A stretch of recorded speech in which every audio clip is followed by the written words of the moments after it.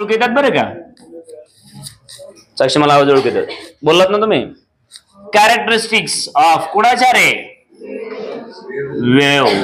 वेवच्या म्हटलं तरी चाललं असतं, वेव मोशन म्हटलं तरी चालतं, काय फरक पडत नाही. मग यासाठी सगळ्यात साधं सोपं एक्झाम्पल मी घेणार आहे. आमचं एक छोटस गाव आहे, गावाच्या बाजूला एक छोटा तलाव आहे आणि आपल्याला काय काम असतं. आपण आजही कधी तलावावर गेलो आपल्याला एकच काम असतं, बरोबर आहे ना. शुभमंगल सावधान नाही. हा मला तर ते चांगलं जमतं खरंच. 7 पर्यंत जाऊ की आपण, सिरियसली 7 पर्यंत जाऊ आपण. मग आपण काय करतो तर त्या पाण्यात दगड टाकतो. मग आपण दगड टाकायच्या अगोदर इमॅजिन करायचं पाणी कसं आहे, बरोबर आहे ना. मग हे पाणी असं आहे एकदम शांत, एकदम लेवलला आहे. त्यात काय टाकलं तुम्ही, दगडाकडे होती एनर्जी, कायनेटिक एनर्जी. ती एनर्जी त्यांना कोणाला दिली, पाण्याला. आणि म्हणून पाणी डिस्टर्ब झालं, म्हणजे पाण्यामध्ये डिस्टर्बन्स क्रिएट झाला. इथून आमची सुरुवात होते. मग एकदम शांतीभंग झाली. व्हेरी गुड, काय उत्तर दिलं, छान छान छान. काय चुकलं का त्याचं, दादा कशाला काढता रे, बरोबर आहे ना. त्याची भाषा वेगळी आहे पण उत्तर एक्झॅक्टली आहे ना, सेम आहे ना ते. मग डिस्टर्बन्स क्रिएट झाला म्हणजे तो म्हणतो त्याची शांती भंग झाला, असं बोलला ना तू. असू दे असू दे, कोणाची का असे ना.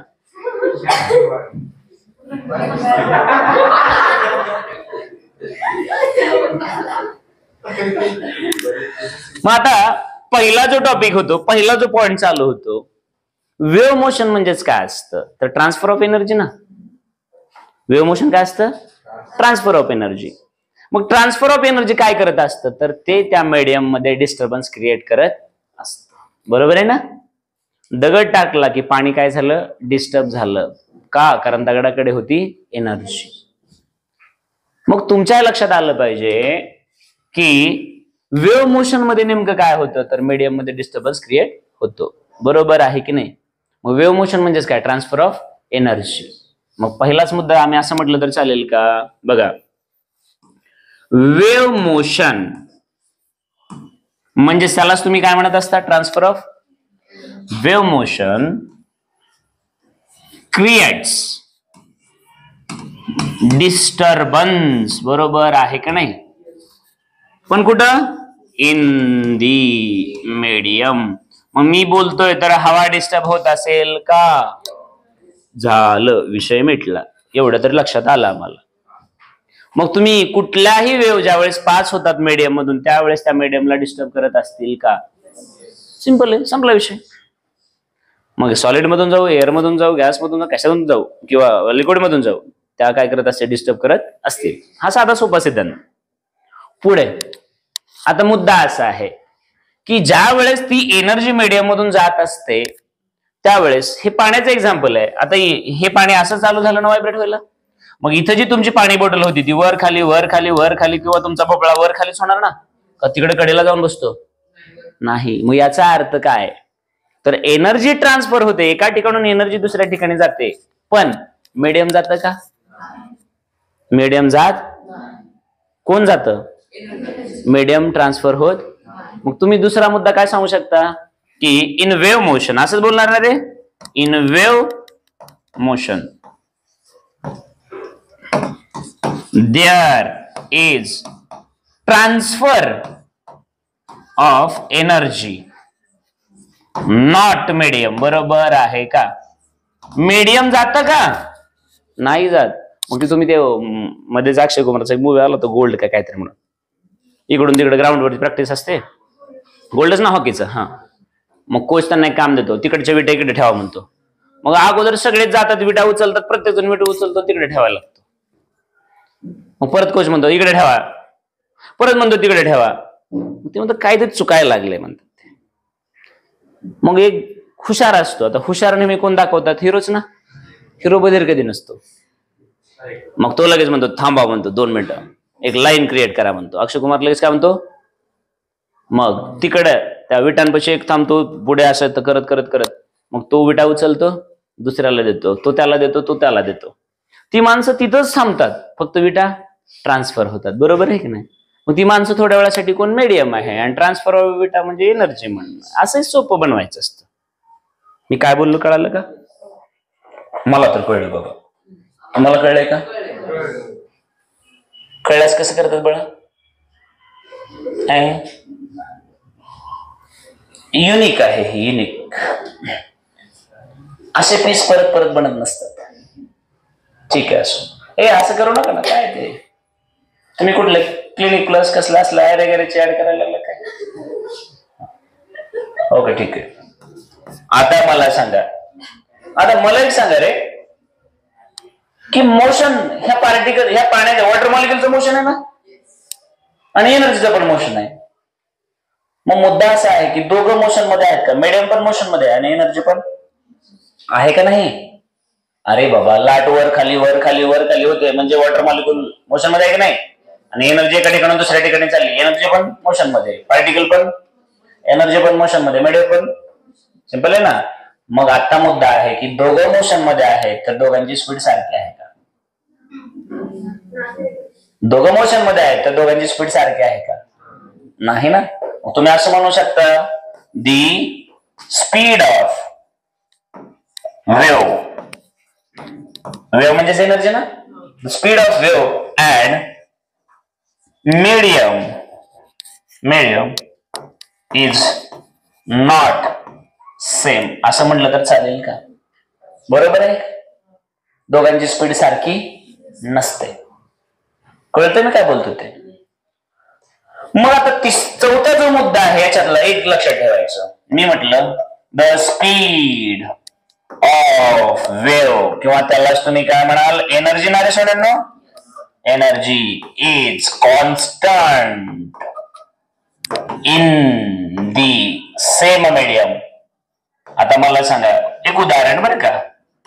माझा आवाज समजा एअर मध्ये आहे आणि एअर मध्ये स्पीड आहे समजा 350 घेतली किंवा 300 घेतली, काय ते बोलायचं. मग म्हटलं एअर मध्ये साऊंडची स्पीड आहे 300, असं मी बोललो. तर आता ही कॉन्स्टंटच ना, माझी काय तुमची काय सगळ्यांची सेमच राहणार ना. मग साऊंडची म्हणजे एनर्जीची स्पीड सेम आहे, पण प्रॉब्लेम असा आहे की मीडियमची सेम असते का? तर एक उदाहरण घेतलं, आता नीट बघा. आता इथंच पाणी वर खाली होतं ना, मग पाण्याची स्पीड सेम आहे का? तर तुम्ही मला सांगा. साधा सोपा सिद्धांत कळतो ना, की जेव्हा इथं वर तुम्ही पोहोचता एक्स्ट्रीम पोझिशनला, तेव्हा फ्रॅक्शन ऑफ सेकंदासाठी तुमची स्पीड किती होते? 0. परत तुम्हाला खाली यायचं असतं ना. मग हळूहळू तुमची स्पीड काय होते? वाढत जाते. सगळ्यात जास्त स्पीड तुमची मेन पोझिशनला असते, परत काय होते? कमी कमी होत. सगळ्यात कमी कुठे असते? एक्स्ट्रीमला असते. बरोबर आहे का? म्हणजे मीडियमची स्पीड कशी असते? व्हेरिएबल. आणि एनर्जीची स्पीड कशी असते? कॉन्स्टंट. दोन्हीतला फरक कळलाय का? मग पाणी जे व्हायब्रेट होत आहे त्याची स्पीड कमी जास्त असते, पण एनर्जीची सेम असते. लक्षात आलं का? मग स्पीड ऑफ एनर्जी कशी असते? कॉन्स्टंट. समजतंय का रे बाळांनो?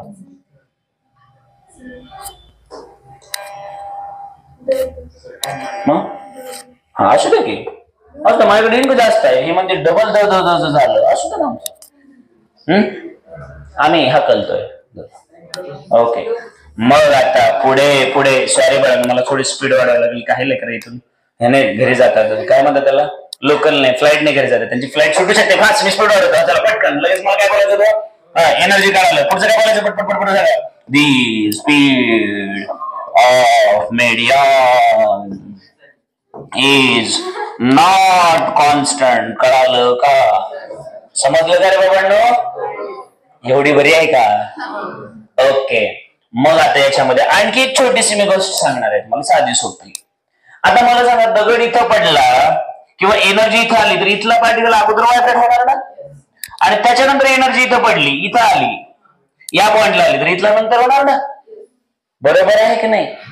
मग तुम्ही मला सांगा, मीडियम मधले सगळेच्या सगळे पार्टिकल एकाच वेळी सेम पोझिशन मध्ये व्हायब्रेट होत असतात का? ज्याच्याकडे एनर्जी अगोदर पोहोचली तो व्हायब्रेट व्हायला चालू करेल, ज्याच्याकडे उशिरा पोहोचली उशिराच ठेवणार. बरोबर आहे का नाही? मग जो अगोदर आहे त्याचं व्हायब्रेशन सुरुवातीला स्टार्ट झालं, जो मागे आहे त्याचं उशिरा. मग त्या दोघांमध्ये ऑलवेज काही ना काही अँगलचा फरक राहणार ना. बरोबर आहे का नाही? आणि तो फरक कायमस्वरूपी तेवढाच राहील ना.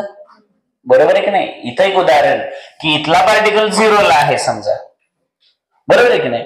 मग हा जेव्हा 90ला पोहोचला असेल तेव्हा त्याच्या पुढच्याकडे वेव्ह पोहोचली आणि असं बोललो समजा उदाहरण. किंवा इथं एनर्जी आली, इथून एनर्जी आल्यानंतर 1 सेकंदात एनर्जी इथं पोहोचली. तर याच्या आणि याच्या व्हायब्रेशन मध्ये 1 सेकंदाचा फरक पडला ना. त्या 1 सेकंदामध्ये याने जेवढा काही अँगल, समजा याने जेवढा काही अँगल केला असेल, कव्हर केला असेल, तो ऑलवेज तेवढ्या अँगलने हा मागेच राहणार ना.